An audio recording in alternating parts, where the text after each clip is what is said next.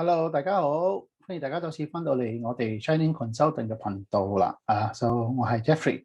如果係你第一次嚟到我哋頻道嘅話咧，請得首先撳 like、分享同埋打開你嘅小鈴鐺啦。OK，一樣的啦，因為今日咧都係我哋馬來西亞行動管制期間㗎所以咧我哋一樣的由呢個 Zoom 嘅方式咧，就係幫大家做我哋嘅呢個資訊嘅分享。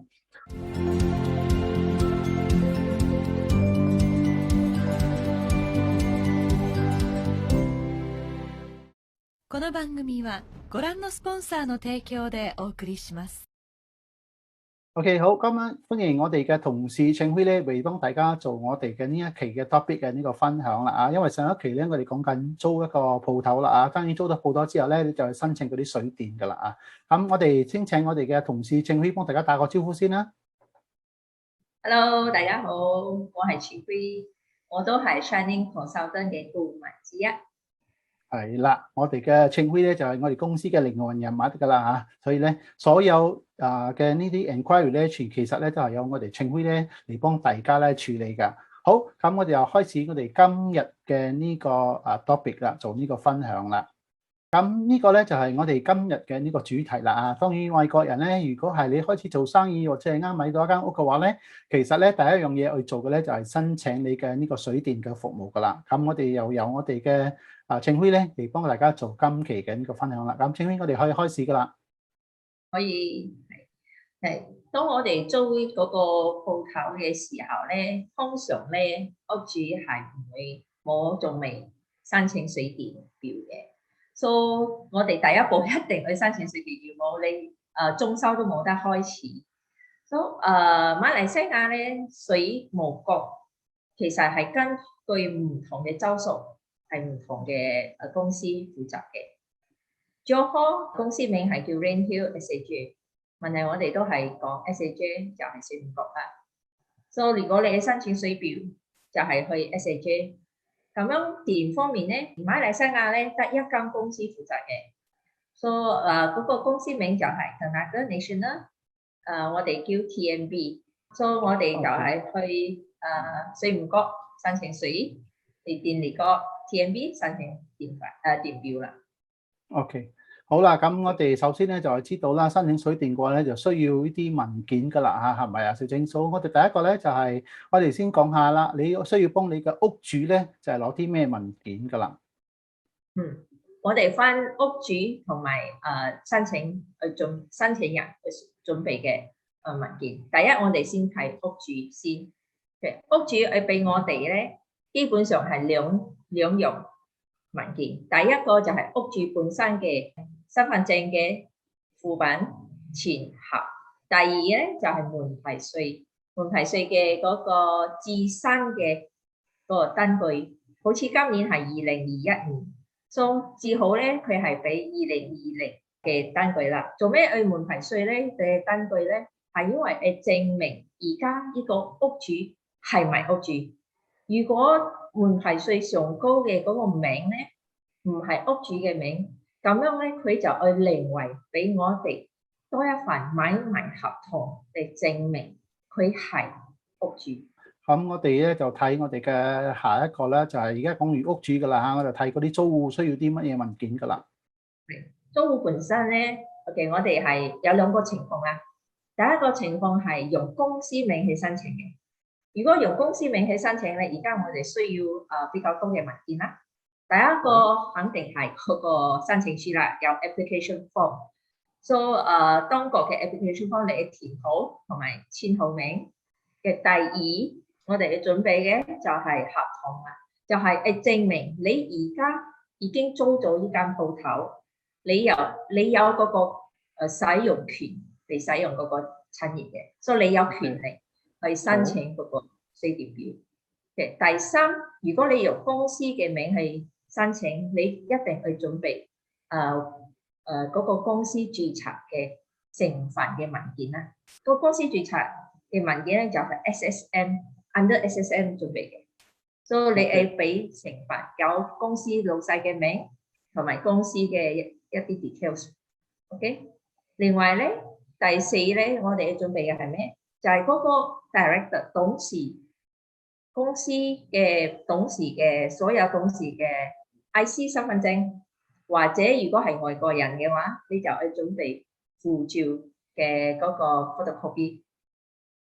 仲有咧，我哋提醒嘅就係、如果用公司名去申請咧，我哋去準備一個授權書，因為公司本身一定去 authorize 一個人幫手處理呢個申請，所以嗰個授權書咧係公司嘅 letterhead 同埋有公司嘅 company chart。另外，如果申請人嗰個背授權嘅人，佢本身又去準備佢自己嘅身份證嘅前後，或者係 passport 嘅 photocopy 啦。OK。咁咧，如果係你委託我哋公司申請嘅話咧，就呢個授權書咧，其實就我哋幫你搞噶啦，又唔使煩噶啦，係咪啊？好。咁個人申請噶啦，我哋如果個人名去申請咁樣簡單啲啦。所需嘅文件咧係第一係基本嘅就係申請書，頭先我講咗。就係你填好同埋簽好一樣。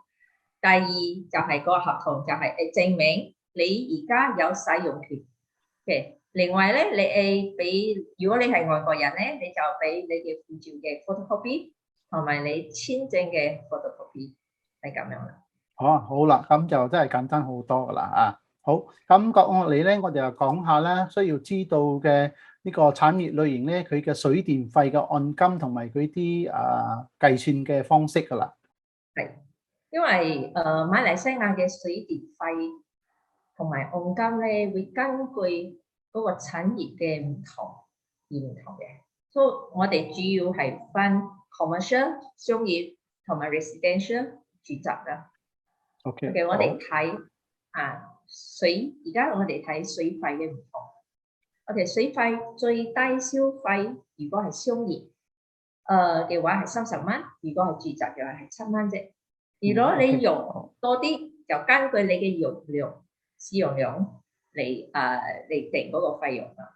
如果係水嘅話，低過20，商業嘅係2.8，如果係住宅就平好多，係80 cent 啫。OK， 好。你用越多咧，就係會越嚟越貴嘅。如果你睇我哋呢個表嘅話，如果超過35嘅話，係3蚊以上啦。OK， 咁係公平噶啦，用多俾多噶啦啊。咁睇完水費咧，我就睇電費噶啦啊。電費都係差唔多一樣，睇價錢唔同啫。OK， 電費咧最低消費咧，商業咧都貴啲，7.2。如果係住宅嘅話係3蚊。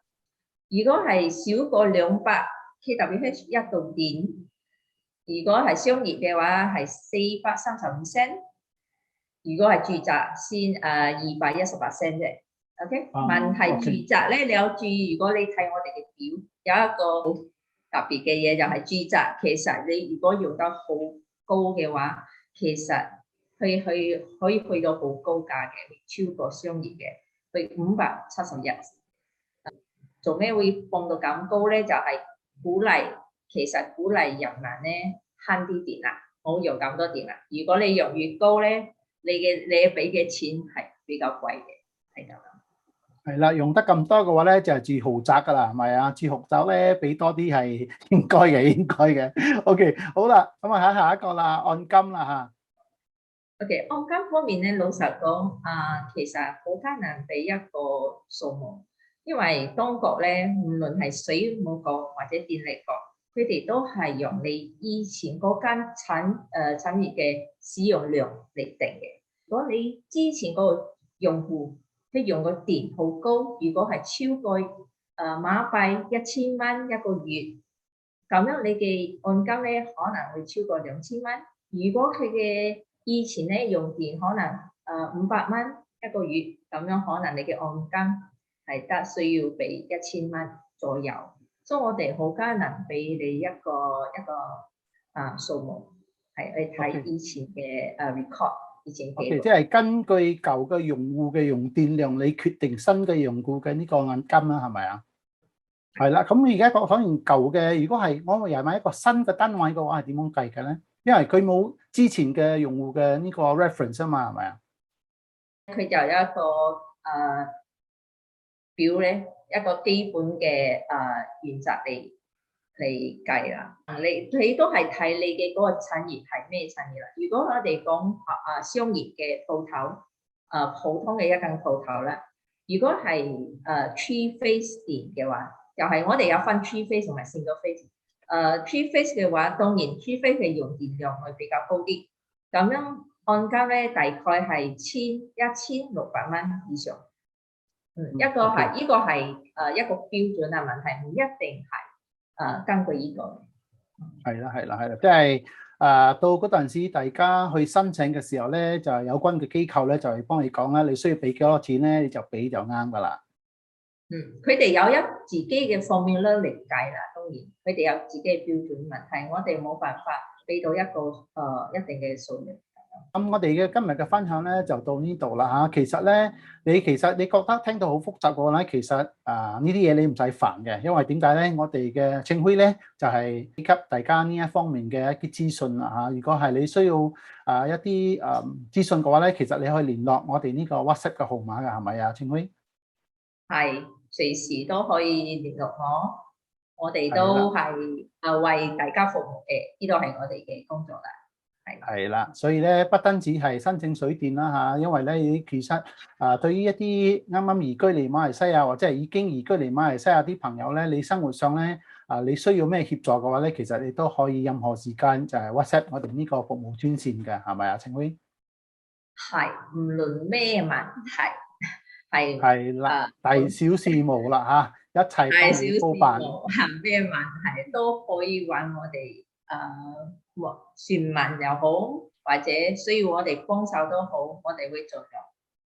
好啦，咁接落嚟咧，我哋都會請我哋嘅同事青輝咧，幫大家分享多一啲生活上嘅一啲話題噶啦嚇。好，今期節目咧就到呢度啦。如果係你係第一次嚟到我哋頻道嘅話咧，記得首先撳 like、分享同埋打開你嘅小鈴鐺啦。OK，咁我哋青輝幫大家一齊講一個 sayonara 啦、goodbye 啦，1、2、3，再見。